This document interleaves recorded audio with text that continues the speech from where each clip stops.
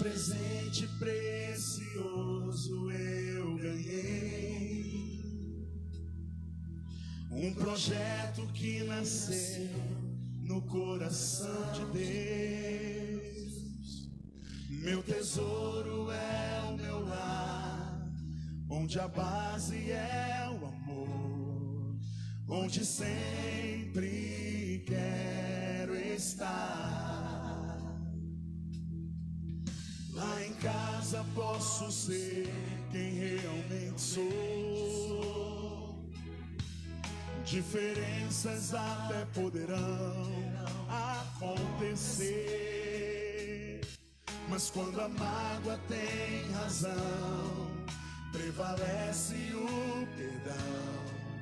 Para sempre assim será.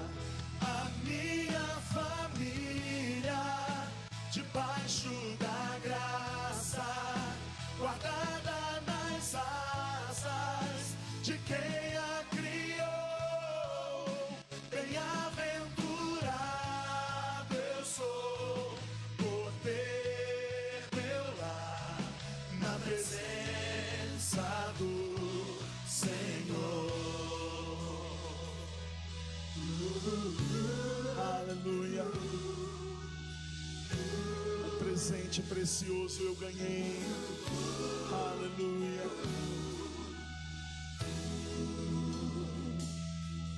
Um presente precioso eu ganhei, um projeto que nasceu no coração de Deus. Meu tesouro é meu lar, onde a base é o amor, onde sempre quero estar. Aleluia. Lá em casa posso ser quem realmente sou. Diferenças até poderão acontecer, mas quando a mágoa tem razão, prevalece o perdão. Para sempre assim será. A minha família, debaixo da graça, guardada nas asas de quem a criou. Bem-aventurado eu sou por ter meu lar na presença do Senhor. A minha família, debaixo da graça, guardada nas asas de quem a criou. Bem-aventurado eu sou por ter meu lar na presença do Senhor. Pega suas mãos aos céus e declare: eu e minha casa serviremos ao Senhor. Eu e minha casa serviremos ao Senhor. Eu e minha casa serviremos ao Senhor. Eu e minha casa serviremos ao Senhor. Eu e minha casa serviremos ao Senhor. Eu e minha casa serviremos ao Senhor. Eu e minha casa serviremos ao Senhor. Eu e minha casa serviremos ao Senhor.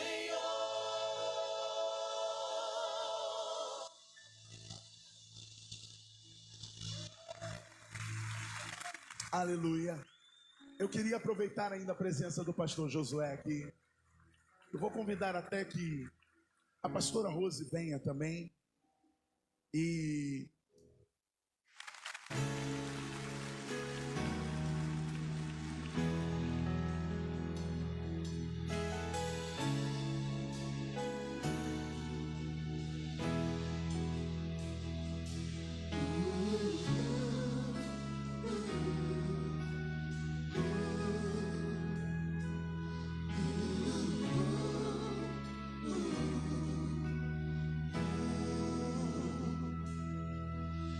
presente precioso eu ganhei, um projeto que nasceu no coração de Deus. Meu tesouro é o meu lar, onde a base é o amor, onde sempre quero estar. Lá em casa posso ser quem realmente sou. Diferenças até poderão acontecer, mas quando a mágoa tem razão, prevalece o perdão. Para sempre assim será. A minha família debaixo da graça, guardada nas asas de quem a criou. Bem-aventurado eu sou por ter meu lar na presença do Senhor. Aleluia. Um presente precioso eu ganhei. Aleluia.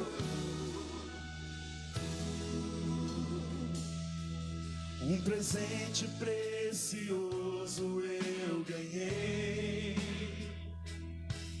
um projeto que nasceu no coração de Deus. Meu tesouro é meu lar, onde a base é o amor, onde sempre quero estar. Aleluia. Lá em casa posso ser quem realmente sou.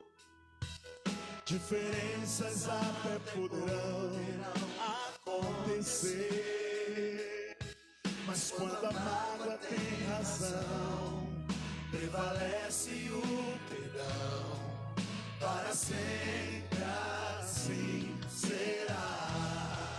A minha família debaixo da graça, guardada nas asas de quem a criou.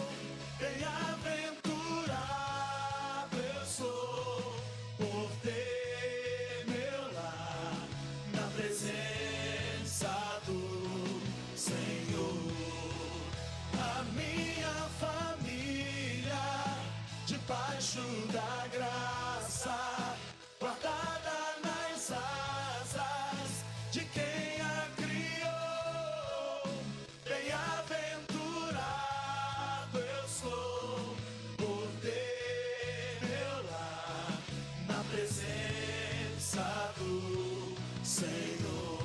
Pega suas mãos aos céus e declare: eu e minha casa serviremos ao Senhor. Eu e minha casa serviremos ao Senhor. Eu e minha casa serviremos ao Senhor. Eu e minha casa serviremos ao Senhor. Eu e minha casa serviremos ao Senhor. Eu e minha casa serviremos ao Senhor. Eu e minha casa serviremos ao Senhor. Eu e minha casa serviremos ao Senhor.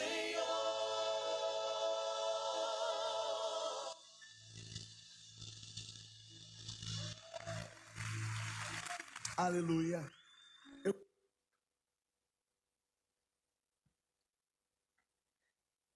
Graças a paz, irmãos, boa noite. Uma vez mais estamos aqui para orarmos, agradecer a Deus pela oportunidade que Ele tem nos concedido de estar em Sua presença. Vamos agradecer ao nosso Pai Celestial pelo privilégio que temos de servi-lo e bendizê-lo. Paizinho, nós te agradecemos por tudo que o Senhor tem feito em nossas vidas, por ter nos preservado. Somos pecadores, confessamos a Ti o nosso pecado, na certeza de que alcançamos por meio da cruz, por meio de nosso Senhor e Salvador Jesus Cristo, o perdão dos mesmos. Nós te rendemos graças tão somente, Senhor, porque em Jesus nós fomos lavados, fomos perdoados, fomos justificados e podemos repousar e descansar somente à sombra da cruz, Senhor, desprovido de qualquer mérito e de qualquer obra. Nós te damos graça tão somente por a obra da redenção. Nós te agradecemos porque Tu tem preservado nosso lar, nossa casa, nossa família, Senhor. Pedimos também nessa noite que o Senhor venha consolar o coração daqueles familiares, Senhor, que perderam parentes, que perderam entes queridos no meio dessa pandemia. Senhor, os fortalece, os ajuda, os consola, os conforta, Senhor. O Teu Espírito Santo, que é o Consolador, consola nesse momento, nessa hora, Senhor, aqueles familiares que perderam parentes, amigos, que perderam esposa ou esposo ou qualquer familiar. Te pedimos, Senhor, conforta, consola, fortalece, Senhor. Vivemos em um momento de pandemia, em um momento difícil que tem afetado a tudo e a todos, mas descansamos em Ti, Senhor. Descansamos em Ti porque Tu tem nos preservado. Descansamos em Ti porque Tu tem nos guardado, Senhor. E de nada disso somos merecedores. Te pedimos tão somente que o Senhor continue cuidando de nós. Continue cuidando da nossa família. Continue cuidando da nossa nação. Continue cuidando do Teu povo, Senhor, e do nosso povo. Ah, Deus, nos ajuda nessa hora e nesse momento difícil. Nos ajuda, Senhor. Elevamos nossos olhos para o céu, porque é de lá que vem o nosso auxílio, é de lá que vem o nosso socorro.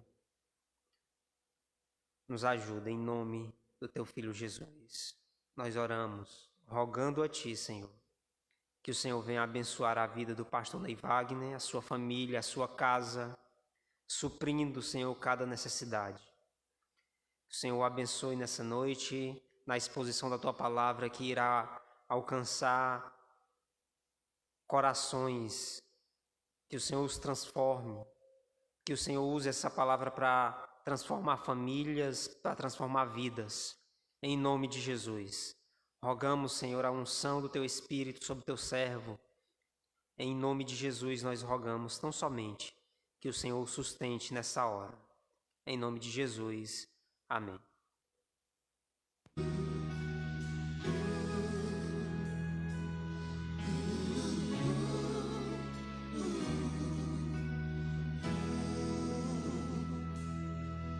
Um presente precioso eu ganhei, um projeto que nasceu no coração. Meus queridos irmãos e irmãs, a graça e a paz do Senhor Jesus Cristo seja convosco. Nós nos reunimos mais uma vez, de forma remota, para levar até você a exposição da Sagrada Escritura, entendendo que esta palavra é o meio pelo qual Deus nos santifica, nos edifica e nos molda segundo o caráter de seu Filho Jesus Cristo. Hoje, terceiro domingo do mês, se estivéssemos presencialmente, estaríamos adorando a Deus, celebrando o nome de nosso Senhor e agradecendo a Deus pela dádiva do casamento, pela dádiva da família.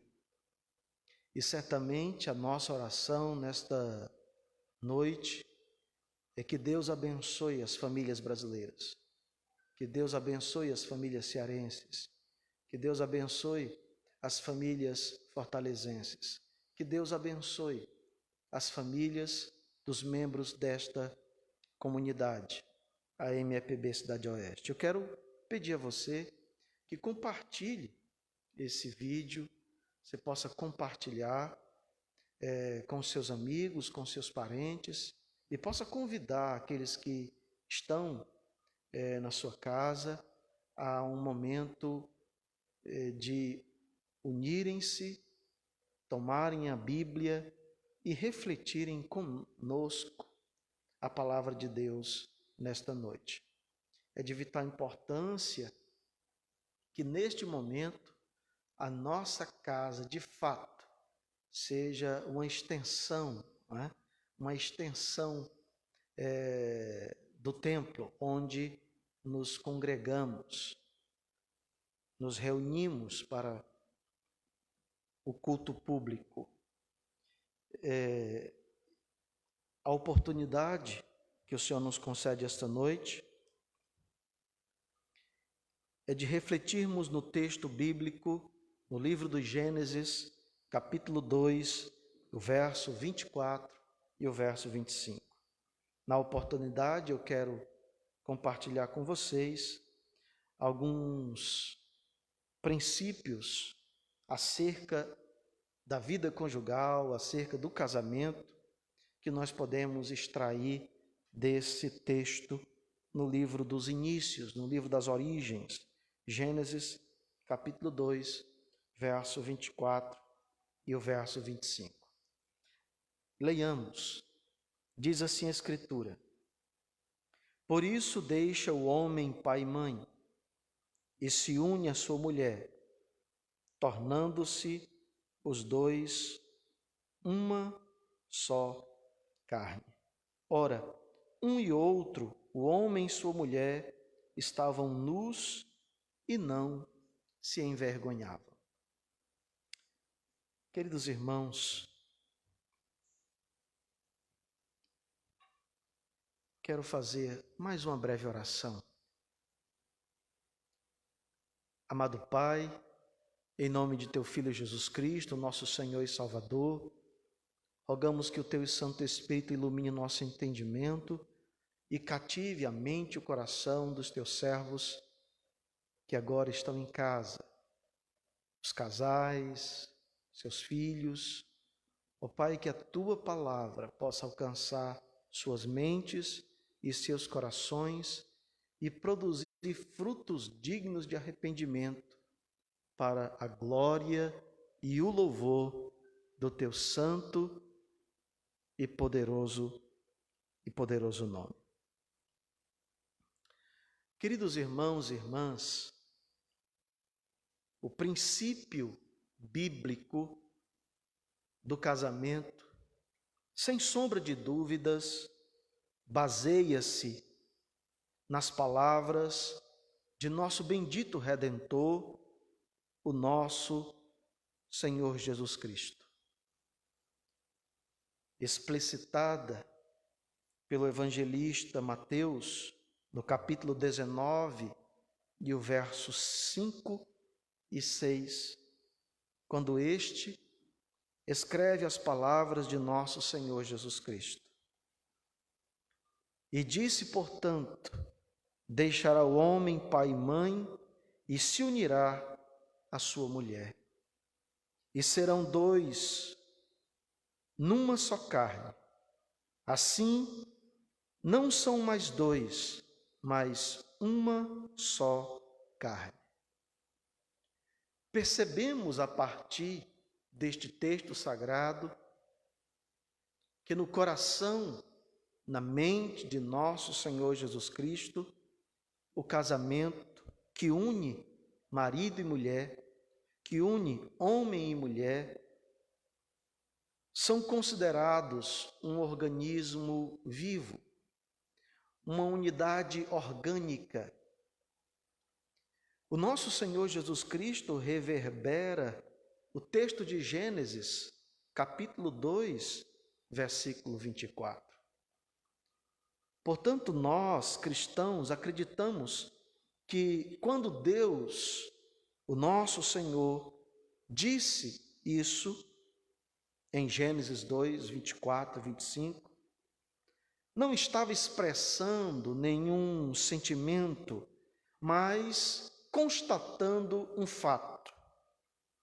Da mesma forma como uma pessoa constata um fato quando diz que a fechadura e a chave formam um só mecanismo, ou que um violino e o seu arco são um só instrumento musical. O Criador da geração humana estava, sobretudo, querendo nos dizer que as duas partes, o homem e a mulher, foram feitos para se combinarem e se completarem em todos os aspectos, em todos os níveis de sua existência. Não apenas se completarem no aspecto sexual, no âmbito da sexualidade, mas se completarem na inteireza de suas existências. Em Gênesis capítulo 2, o versículo 18, lemos a palavra de Deus que assim reverbera altissonantemente em nossa mente, em nosso coração. E disse o Senhor Deus: não é bom que o homem esteja só. Far-lhe-ei uma adjutora idônea para ele. Portanto, amados irmãos, o casamento é uma dádiva de Deus. Expressa, reflete a bondade de nosso Deus. Deus nos criou não para vivermos em um isolamento existencial. Deus nos criou para refletirmos a sua imagem e semelhança e, portanto, nos relacionarmos. De modo, amados irmãos, que o casamento é um relacionamento, a dinâmica do relacionamento que reflete, sobretudo, o mistério da redenção.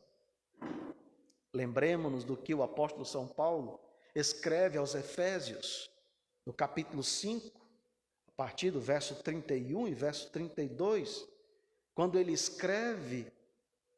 subscreve o texto de Gênesis capítulo 2, verso 24. E no verso 32 do capítulo 5 da carta aos Efésios, ele diz: grande é este mistério, e eu me refiro a Cristo e à igreja. Portanto, amados irmãos, o casamento é uma dádiva de Deus para o homem e reflete a bondade incomensurável de nosso Deus, que nos abençoa com o relacionamento conjugal. Relacionamento este que diz mais do que ele expressa na experiência conjugal do homem e da mulher. Ele reflete a união mística entre Cristo, o nosso bendito Redentor, e a sua igreja, que ele comprou, lavou, purificou com o seu próprio sangue. Contudo, queridos irmãos, nós vivemos em um contexto que o casamento tem sido depreciado, que a instituição matrimonial tem fracassado no que tange à experiência humana, inclusive entre casais evangélicos. A sociedade em que nós estamos inseridos caçoa do casamento, o ridiculariza como uma instituição fracassada, como uma instituição fadada à nulidade. Contudo, amados irmãos, se queremos ser cristãos bíblicos, nós precisamos considerar o valor do casamento e compreendê-lo, discerni-lo como projeto de Deus, como plano de Deus, para que vivamos vidas que reflitam a sua bondade, que reflitam o seu amor para com o homem e para com a mulher. O texto de Gênesis 2, verso 24 e 25, certamente explicitam alguns elementos que constituem a natureza do casamento, que eu gostaria de compartilhar com vocês nessa noite. Que elementos são estes? Estes elementos, eles, penso eu, definem de forma categórica o que é o casamento e o porquê Deus o instituiu, para ser uma expressão da sua bondade para com a humanidade. Portanto, observem comigo, à luz do verso 24 e 25 do capítulo 2 de Gênesis, 4 elementos que ajudam-nos a compreender, a definir o casamento e como Deus o planejou para o homem e para a mulher.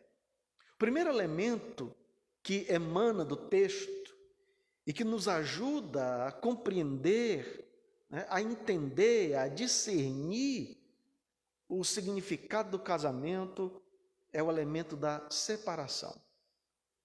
Observe comigo que o verso de número 24, na parte A, o texto sagrado assim reverbera: portanto, deixará o homem o seu pai e a sua mãe. Queridos irmãos e irmãs, a palavra hebraica para deixar é traduzida geralmente por abandonar. É curioso. Se nós substituíssemos aqui o verbo deixar pelo termo abandonar, o texto ficaria um tanto quanto desafiador. Portanto, abandonará o homem o seu pai e a sua mãe. Veja, o que queremos dizer quando falamos que está implícito no relacionamento conjugal, na instituição do casamento, a separação? Este verbo, esta expressão que aparece no texto sagrado, portanto, deixará o homem seu pai e sua mãe, não significa necessariamente o abandono radical de marido e mulher da casa paterna. O texto bíblico não está dizendo que o homem e a mulher devem deixar de honrar os seus pais. Os pais jamais podem ser desrespeitados, esquecidos ou desestimados pelo marido e pela mulher, pois a Escritura Sagrada é enfática ao nos ensinar.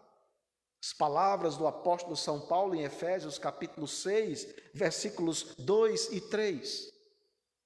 Assim nos diz: honra teu pai e a tua mãe, que é o primeiro mandamento com promessa, para que te vá bem e vivas muito tempo sobre a face da terra. Portanto, amados, o termo deixar ou abandonar contém 2 lições importantes que eu gostaria de compartilhar com você. A primeira delas é que a expressão usada aqui no verso 24, portanto o homem deixará seu pai e sua mãe, significa mudar o foco de dedicação. Isso quer dizer, amados irmãos, que o apóstolo Paulo ensina que no relacionamento conjugal, os cônjuges mudam o foco de dedicação. Ele expressa essa verdade na primeira carta aos Coríntios, no capítulo 7, o verso 33 e o verso 34. Quando assim ele escreve, inspirado pelo Espírito Santo de Deus. Mas o que é casado, cuida das coisas do mundo, em como há de agradar a mulher. A casada cuida das coisas do mundo, em como há de agradar ao marido. Nesse texto, o apóstolo São Paulo está falando sobre relacionamento conjugal. E, sobretudo, fala que na relação conjugal, o foco de dedicação da mulher é o esposo. E o foco de dedicação do marido é a esposa. De modo, amados irmãos, que quando marido e mulher se unem nos laços do matrimônio, deixar pai e mãe implica exatamente nessa questão tratada por Paulo aqui na carta aos Coríntios. O foco de dedicação, a prioridade agora de ambos os cônjuges é um ao outro. É a família que agora eles constituíram a partir dos laços matrimoniais. Priorizar a nova família, não é necessário que amemos menos os nossos pais, que amemos menos a nossa família paterna, a nossa casa paterna. Contudo, a palavra de Deus é clara ao nos ensinar que, uma vez casados, a nossa dedicação, a nossa prioridade é o nosso cônjuge. O marido prioriza a esposa e a esposa, por sua vez, prioriza o marido. Isso é importante, amados irmãos, que entendamos este princípio bíblico. Porque muitas das vezes, na experiência cotidiana dos cônjuges, este princípio é negligenciado. Muitas das vezes, os cônjuges têm outras prioridades que não o outro. Muitas das vezes, os pais, às vezes o filho, às vezes amigos. Contudo, a Escritura Sagrada é enfática e nos ensina que, no relacionamento conjugal, marido e mulher devem priorizar-se mutuamente. Pois, a partir do momento que se unem nos laços do matrimônio, o princípio, o ensino da Escritura é, a vontade de Deus revelada é, deixa o homem, pai e mãe, e une-se à sua mulher. Meu querido irmão, seu foco de dedicação agora é a sua esposa. Minha querida irmã, seu foco de dedicação é o seu marido.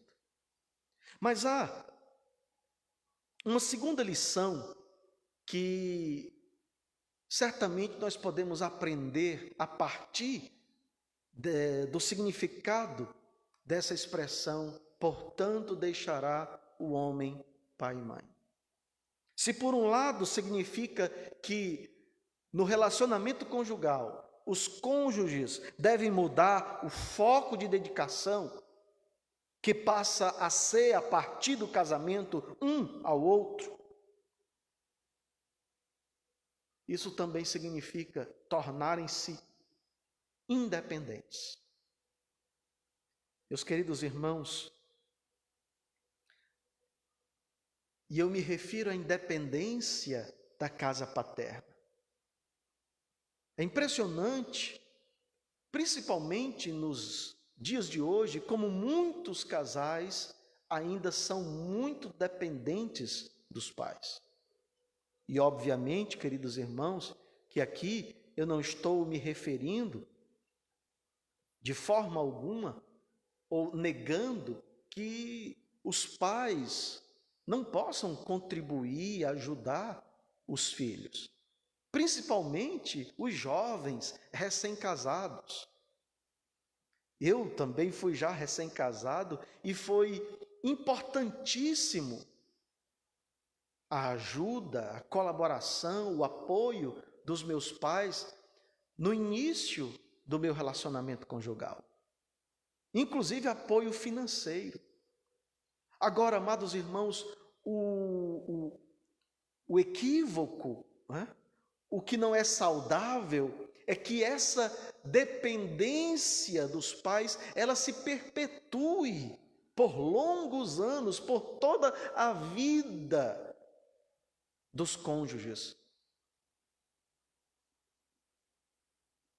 É essa dependência perpetuada que traz um grande mal, que não deve ser o ideal buscado no relacionamento conjugal. Marido e mulher precisam sim buscar, no decorrer do seu relacionamento, a independência. Independência financeira, independência emocional, precisam amadurecer o casamento, amadurecer o relacionamento conjugal. Precisam crescer mutuamente para ter um casamento maduro, sólido e saudável. A dependência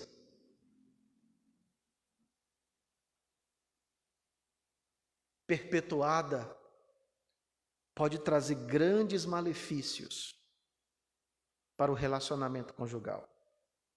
Seja essa dependência financeira ou a dependência emocional, psicológica.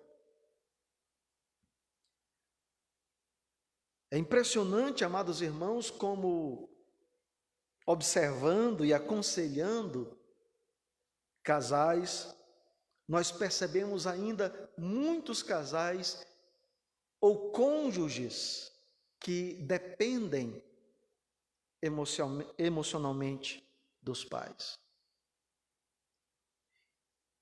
O exemplo dessa verdade é muitas das vezes ou a mãe ou o pai, na maioria das vezes a mãe de um dos cônjuges, conhecerem todos os dilemas e problemas pessoais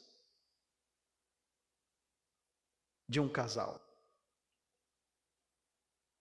quando deveria esses problemas serem resolvidos através do diálogo maduro de ambos os cônjuges.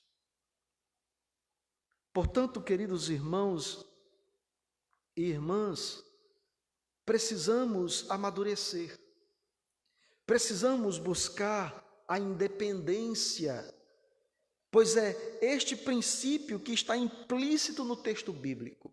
Portanto, deixará o homem seu pai e sua mãe. Mas há um segundo elemento contido no texto, implícito no texto, ainda no verso 24. Observe comigo a leitura do texto, diz-nos assim a palavra de Deus: portanto, deixará o homem seu pai e sua mãe e unir-se-á à sua mulher. Aqui, amados irmãos, o texto fala-nos de um segundo elemento, o elemento da permanência. O texto sagrado diz: unir-se-á à sua mulher. A separação é acompanhada naturalmente pela permanência. Devemos observar que cada elemento, amados irmãos e irmãs, está edificado sobre o anterior. Se o texto sagrado fala-nos de separação, de independência financeira, emocional, do foco de dedicação que muda no relacionamento conjugal, a partir do casamento, a partir da origem de uma nova família, o outro elemento que emana do texto é o da permanência. Os cônjuges deixam a sua casa paterna para se unirem como marido e mulher. Portanto, unir, que aparece no texto sagrado, significa colar e expressa duas lições importantes. A primeira é a lealdade. Lealdade trata-se de uma dedicação fiel entre marido e mulher. É a decisão sadia e emocionalmente forte dos cônjuges de permanecerem uma só carne, independente das circunstâncias. Jesus, o nosso bendito Redentor, em Marcos capítulo 10, versículo 9, disse-nos: portanto, o que Deus uniu, não o separe o homem. Uma outra lição acerca da permanência é o amor. O apóstolo São Paulo, inspirado pelo Espírito Santo, escreve aos Efésios, no capítulo 5, verso 25, e diz-nos: vós, maridos, amai vossas mulheres, como também Cristo amou a igreja e a si mesmo se entregou por ela. Aqui observamos que o apóstolo São Paulo revela-nos que o arquétipo, o modelo, o ideal deste amor que devemos para com a nossa esposa repousa no relacionamento entre Cristo e a igreja. Cristo amou a igreja e a si mesmo se entregou por ela. Nós, maridos, olhando para Cristo, devemos amar nossas esposas como Cristo amou a sua igreja. O amor deve ser a cola que una marido e mulher. Pois, segundo o apóstolo São Paulo, escrevendo a primeira carta aos Coríntios, no capítulo 13, ele diz: o amor é paciente. O amor não é invejoso. O amor tudo crê. O amor tudo suporta. São Paulo, escrevendo a sua carta aos Colossenses, no capítulo 3, verso 14, ele diz: o amor é o vínculo da perfeição. Sim, queridos irmãos, o amor deve ser esta cola, esta liga que una marido e mulher, tornando-os uma só carne. Para que através dessa união reflita-se a união entre Cristo e a igreja. Mas há um terceiro elemento que eu gostaria de chamar sua atenção para que você perceba à luz desse texto sagrado. Se por um lado esse texto reflete o elemento da separação, que implica em foco de dedicação mútuo entre marido e mulher, e também permanência, onde permanecem os cônjuges unidos em amor, refletindo a união entre Cristo e a igreja, o terceiro elemento é a unidade. Observe que o texto sagrado diz: portanto, deixa o homem seu pai e sua mãe e une-se à sua mulher, e serão ambos uma só carne. Meus amados, devemos ressaltar que unidade não exclui a diversidade. Eva não foi criada para ser um Adão feminino. Eva não era um clone de Adão. Ela era distinta. Ela era diferente. No casamento, amados irmãos, há essa diversidade em unidade. Uma diversidade não apenas de gênero, mas uma diversidade de personalidades, de culturas familiares, que se encontram e se conflitam no relacionamento conjugal. Muitos dos problemas relacionais que acontecem, que surgem no casamento, emanam destes conflitos de personalidade, conflitos de costumes, conflitos de hábitos, conflitos de culturas familiares. E que muitas das vezes nós não tratamos com a devida maturidade para evitarmos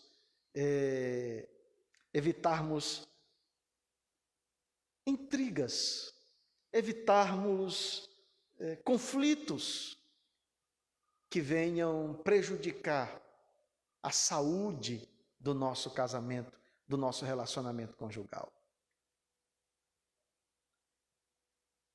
A palavra no hebraico que aparece no texto sagrado, echad, ressalta a unidade sem excluir a diversidade. A palavra usada por Moisés, uma só carne, significa uma unidade complexa. São duas personalidades distintas, homem e mulher, Adão e Eva. São duas personalidades totalmente diferentes que devem trabalhar em conjunto, com valores e objetivos mútuos. Portanto, unidade é diversidade transformada em comunhão, em harmonia.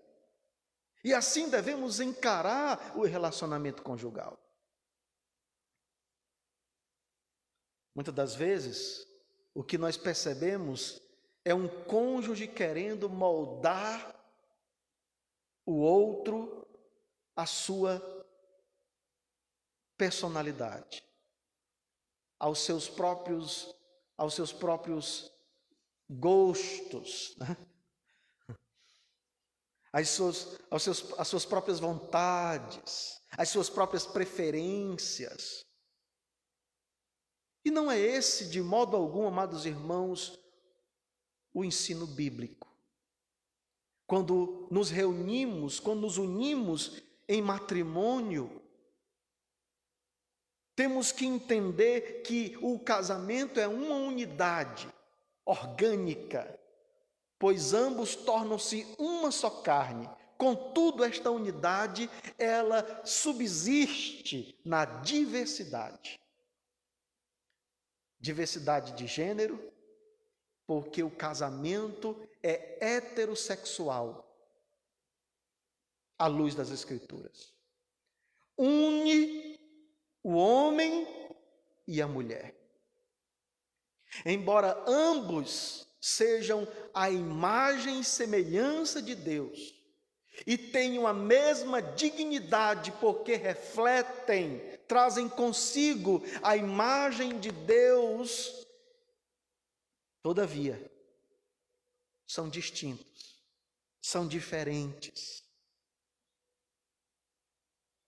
São diferentes em gênero, são diferentes na personalidade, são diferentes psicologicamente, são diferentes entre si. Contudo, amados irmãos, é preciso também que nós reflitamos que no casamento unidade não significa controle. Muitas vezes, quando a unidade de uma só carne não é bem compreendida, não é bem acertada, discernida, uma pessoa, um cônjuge, quer controlar o outro.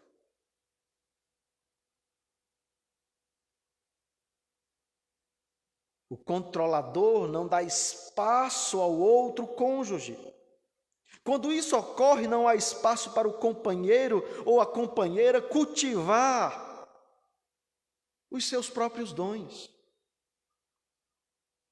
os seus próprios projetos, ou os seus sonhos, desenvolver os talentos que Deus concede a cada um de nós. O salmista, inspirado pelo Espírito Santo, no Salmo 133, ele diz: ó, quão bom e quão suave é que os irmãos vivem em união. Permitam-me então aqui uma licença homilética. Ó, quão bom e quão suave é que os cônjuges vivam em união. Salmo 133, versículo 1. Há um quarto elemento que eu gostaria de destacar sobre a natureza do casamento, que está implícita aqui nesse texto. É a intimidade.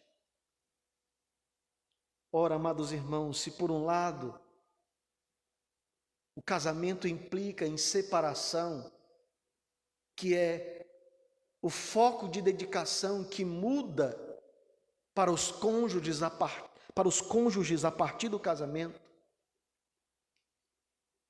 e o casamento implica em permanência, porque aprove a Deus que a união matrimonial fosse indissolúvel, uma vez que o ideal de Deus para o casamento está refletido na união mística de Jesus Cristo e de sua igreja. E essa união, ela é indissolúvel. A comunhão entre Cristo e a igreja, não existe divórcio. Contudo, amados irmãos, é importante aqui abrir um parêntese e fechá-lo rapidamente. Eu já compartilhei aqui com os irmãos da nossa comunidade que em algumas situações, algumas circunstâncias, o casamento é permitido.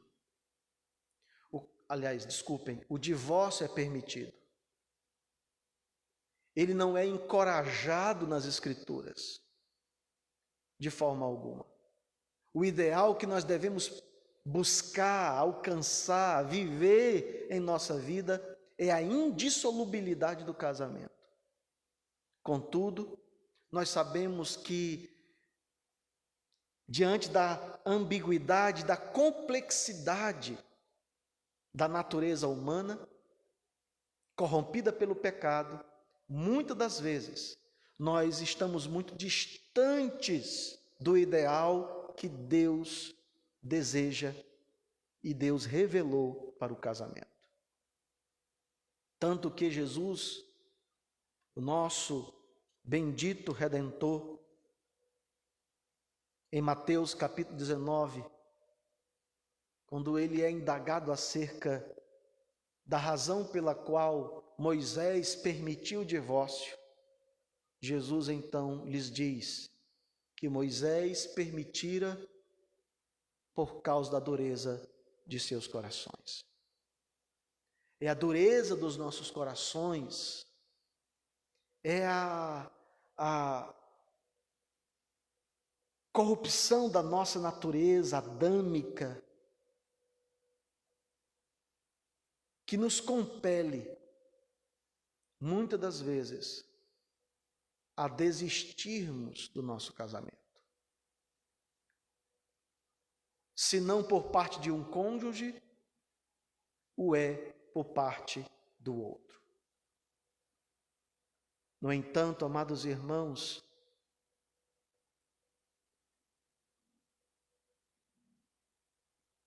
nós estamos servindo a um Deus que restaura, um Deus que vivifica, um Deus que renova. E talvez os jovens casais ainda não tenham experimentado, no decorrer da breve experiência conjugal, as dificuldades inerentes ao relacionamento matrimonial. Mas eu vos digo que se estivermos centrados e firmados em Cristo Jesus, teremos relacionamentos conjugais, casamentos saudáveis. E isso não significa dizer, amados, que não teremos conflitos no casamento, que não teremos dificuldades no decorrer da experiência conjugal, mas significa que as enfrentaremos à luz das Escrituras Sagradas e com a graça do Espírito Santo de Deus, para que vivamos experiências conjugais que reflitam a glória de nosso Senhor Jesus Cristo, que expressem a fragrância do Evangelho de nosso bendito Redentor.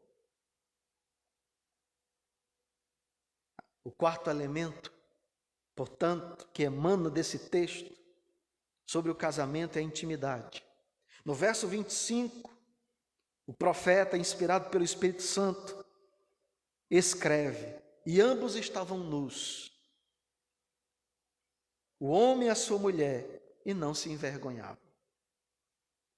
Os cônjuges deixam as respectivas famílias, que implicam separação, dedicam-se um ao outro, que implica em permanência, tornam-se uma só carne, que significa unidade, e passam a ter conhecimento exclusivo e privilegiado um do outro, que significa intimidade. Cada elemento prepara o matrimônio para o outro. A intimidade é o desejo de todo casal e o grande prêmio, a recompensa de todo empenho investido na relação conjugal. Ou não é verdade? Quando namoramos, quando iniciamos o namoro, o objetivo, a grande recompensa de todo investimento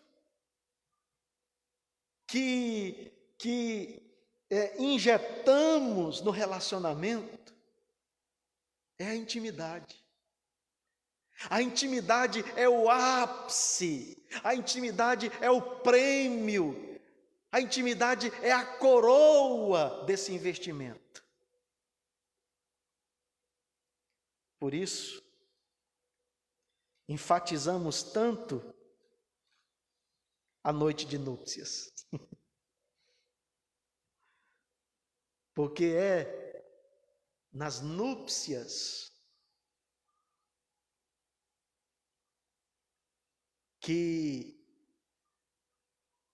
experimentamos, desfrutamos da grande recompensa.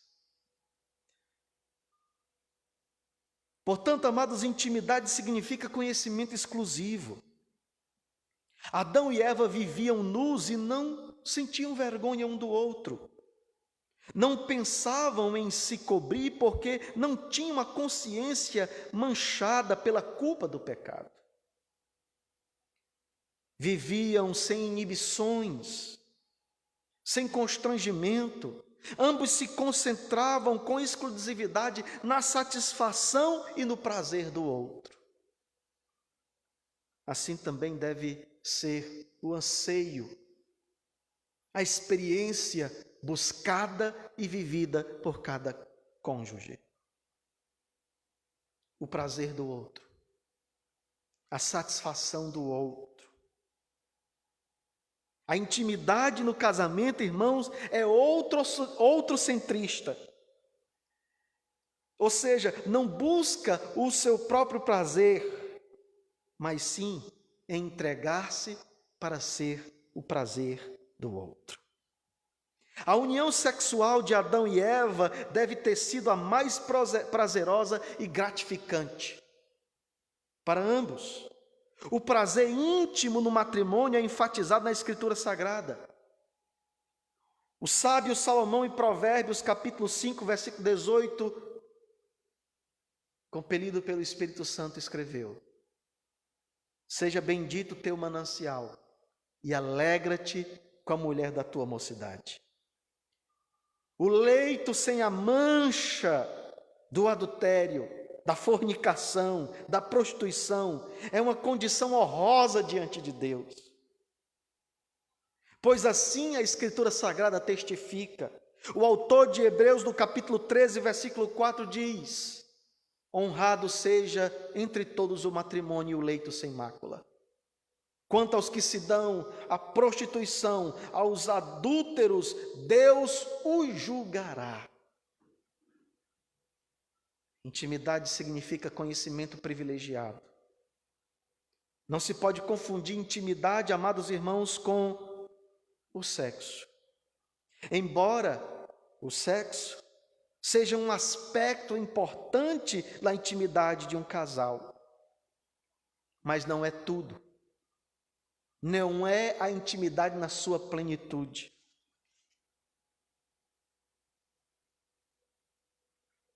Tem pessoas que experimentam a sexualidade um do outro, mas não tem nenhuma intimidade.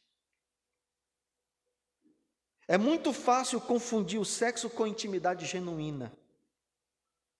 E se para o casal for o único aspecto da intimidade, em longo prazo, isso se tornará prejudicial à relação.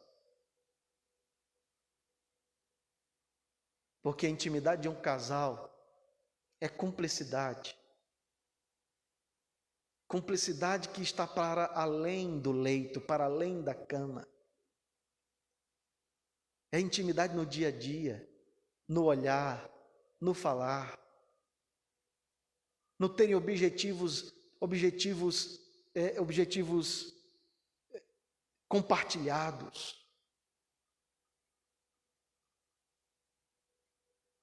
Viverem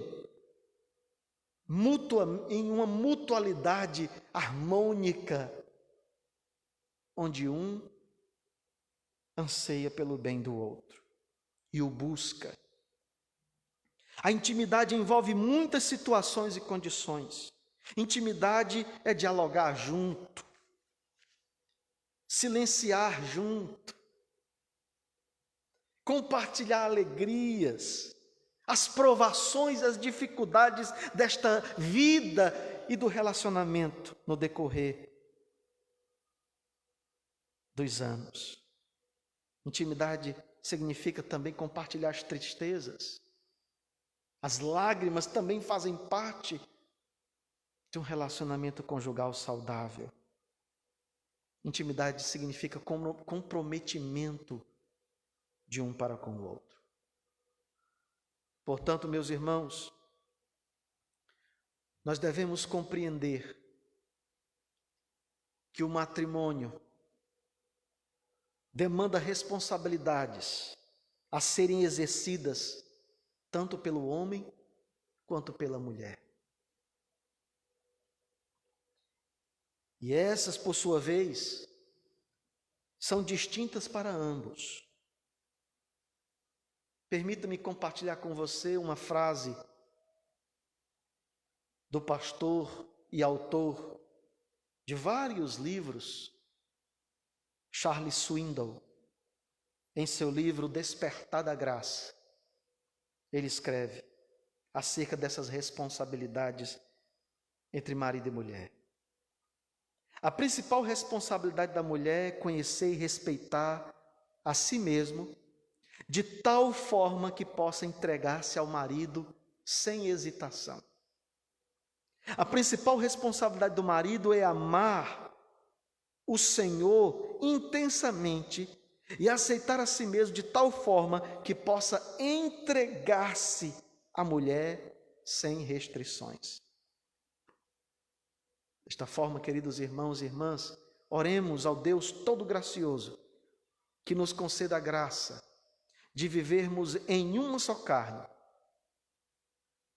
com cumplicidade, satisfação e amor mútuos. Que Deus em Cristo muito te abençoe.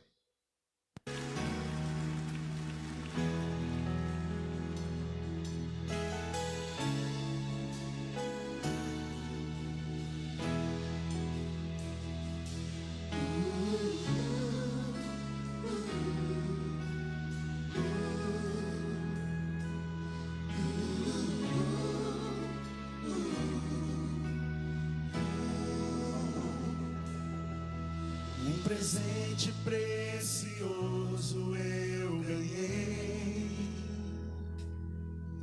um projeto que nasceu no coração de Deus. Meu tesouro é o meu lar, onde a base é o amor, onde sempre quero estar. Lá em casa posso ser quem realmente sou. Diferenças até poderão acontecer, mas quando a mágoa tem razão, prevalece o perdão.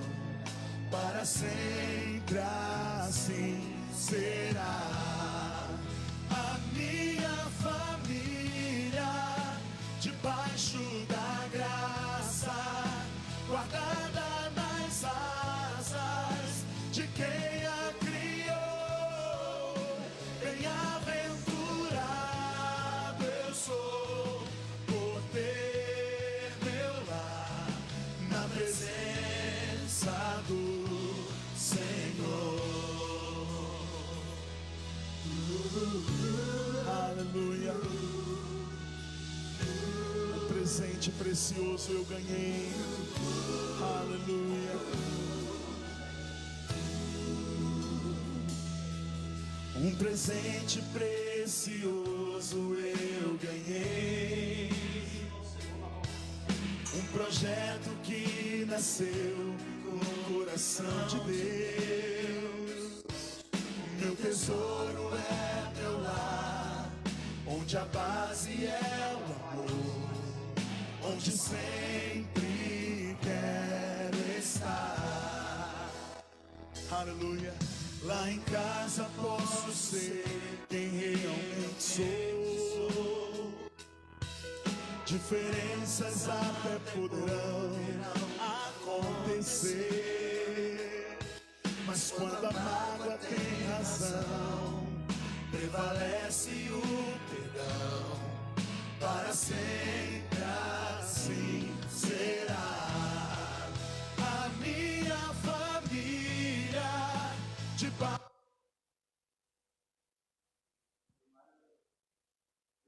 debaixo da graça, guardada nas asas de quem a criou. Bem-aventurado eu sou por ter meu lar na presença